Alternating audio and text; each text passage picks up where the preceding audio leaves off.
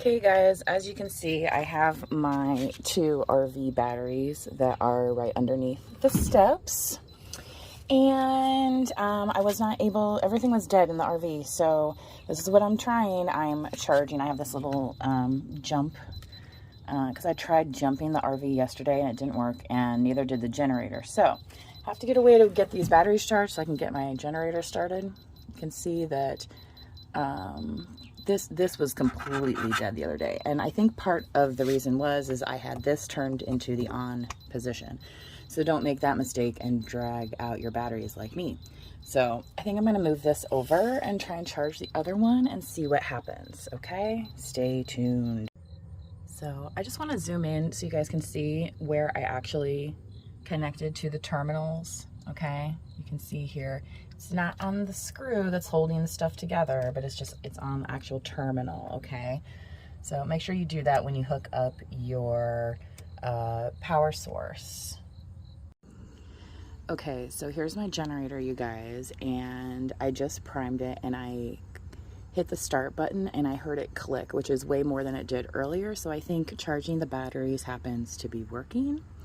I thought I was going to be able to jump start the actual generator out here, but I don't see any terminals that are easily accessible. So if anybody does know a way, an alternate way to do this, please let me know, because I searched on YouTube and I didn't find anything, and that's why I'm making this video right now. So hopefully once my batteries are charged up, I can get this generator going, and then maybe we'll be back in business. So correct me if I'm wrong, but it looks like battery 2 has power in it, so I'm not really sure how to read this diagram here. Anyway, here it is from the inside. So if I do my prime, and I think you're gonna see this is the generator indicator, it's gonna flicker. And then the battery thing comes on again. So yeah, it just was not enough battery juice for that to get going. Okay, let's see what the battery says. Yeah, that battery says it's doing nothing right now. I guess I'll just leave it charged for a while, see what happens. So good news, I got the generator going. So now that is running, and I have a separate battery charging on the chassis. So charging up those RV batteries below the step worked to get the generator going. Okay, so I'm letting that generator run for a little while. Maybe I'll let it run for like an hour or something. But in the meantime, I'm going to let the chassis battery charge up with my jump starter that I used that you saw before. Okay, and we'll see what happens. I did put the key ignition in, and I did see some lights on the dashboard, so I am hopeful that I can get it going again. Whew. So fun fact, when I went in to test a couple things in my RV, the lights won't turn on, but the microwave will. Yeah. That's why I call it the magic camper. Okay. And I flipped all the fuses internally. So I don't know why I cannot see any of the lights. And none of the switches on the panel will work either. Oh boy. All right, well, I forgot I had turned off the battery disconnect switch. So in case you don't know what that is this little doodad here, and that's why my lights were not working earlier. Okay, but my awning still was and stuff like that. So now we're gonna try and start. But before I do that, I'm gonna do a quick test of, yeah, these are working perfect.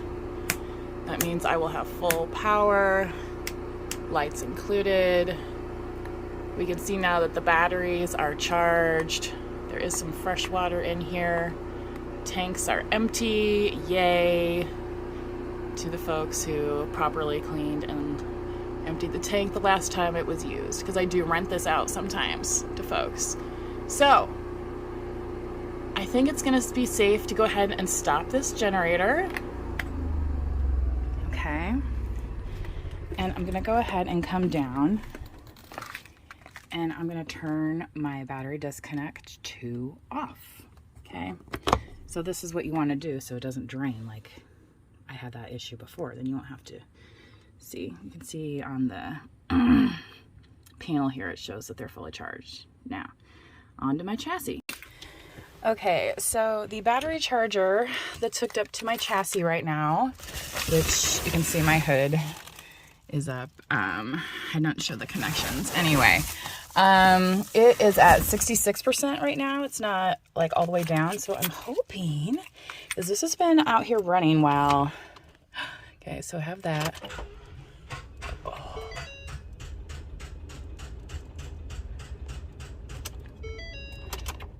Not yet.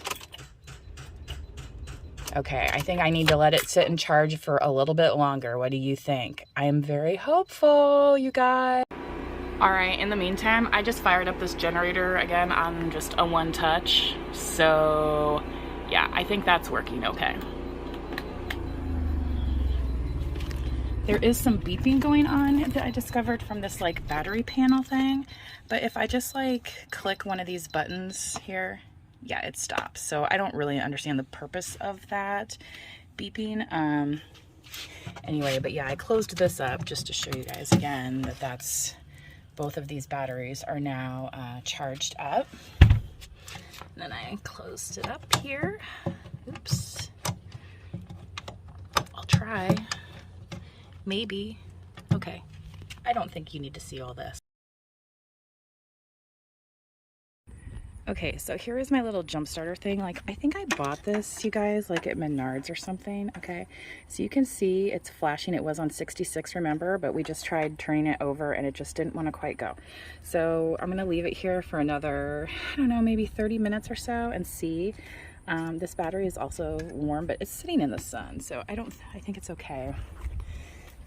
And I'll show you real quick the hookups here on the negative and on the positive. There is a little bit of corrosion that I haven't cleaned off yet, which I'm not really sure why that corrosion occurred, but you know, I think you're supposed to put the positive one on first, which I did, and then, you know, the negative one. Anyway, so stay tuned.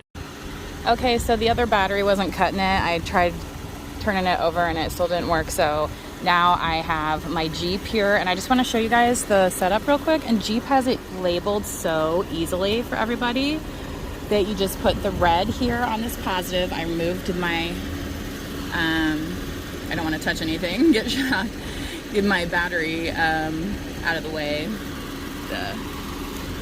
So it's on top of the terminal. Okay, it's labeled here with the plus sign, and then you put your ground here, and they have a nice peg for you right here. Okay, now if you follow the cords, you can see I am now hooked up onto my RV battery, positive to positive, negative to negative.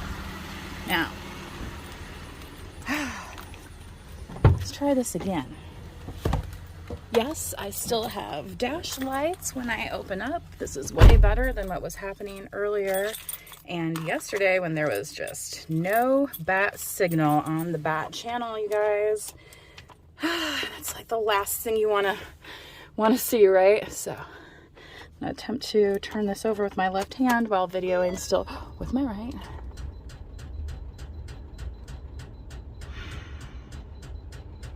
See, the battery sign is on. My Jeep is still running, you guys. Okay.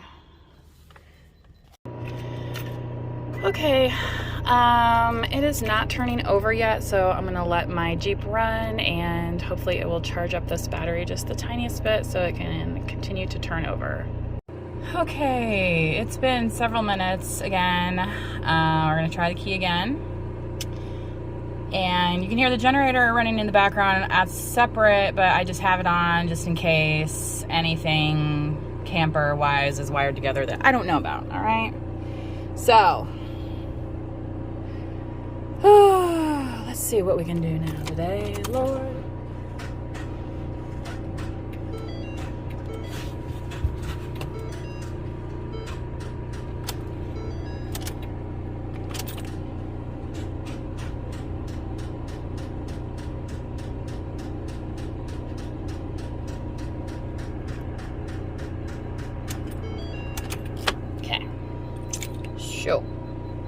Can you hear that beeping again? See? So it's like, I don't know why it sets it off.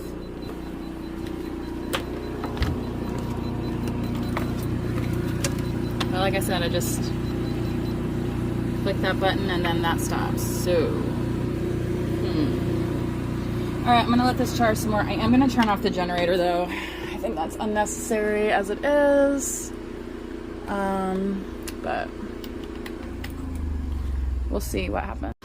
Okay, you guys, as you can see, my Jeep is running, and I just watched a tutorial that said you should not try and jumpstart the other vehicle while the other vehicle is running. So I'm gonna go ahead and turn off my Jeep because he said that the alternators can work against each other and cause electrical damage. So I'm like, whoa. Now we are again. Key going in.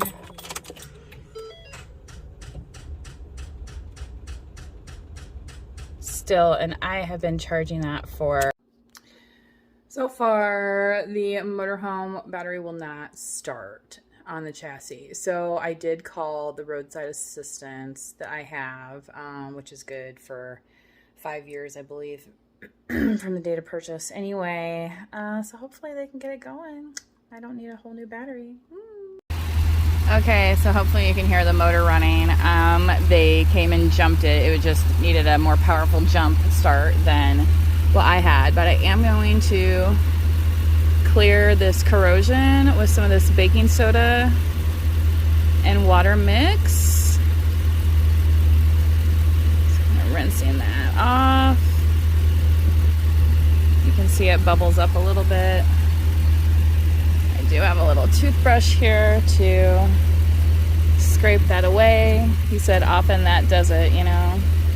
The corrosion can really take a toll on your battery. So anyway, so I'll get a